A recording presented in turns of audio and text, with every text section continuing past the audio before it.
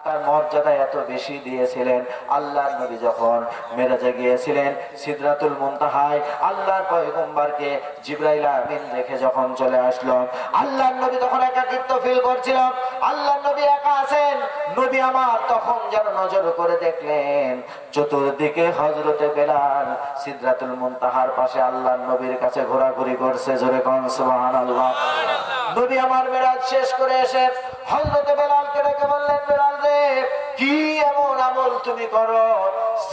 সিদরাতুল মুনতাহায় আমি ছিলাম, আল্লাহর সঙ্গে মিরাজ করতে গিয়েছিলাম, দেখা করতে গেলাম। এমন সময় আমার একাকিত্ব ফিল হচ্ছিল। এই সময় আমি মুহাম্মদ সাল্লাল্লাহু আলাইহি সাল্লাম যেন তোমারে দেখতে পাচ্ছিলাম।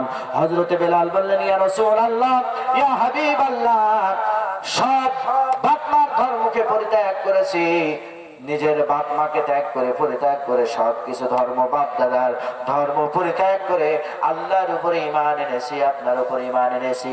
আল্লাহর কসম করে বলি তেমন কোন আমল আমার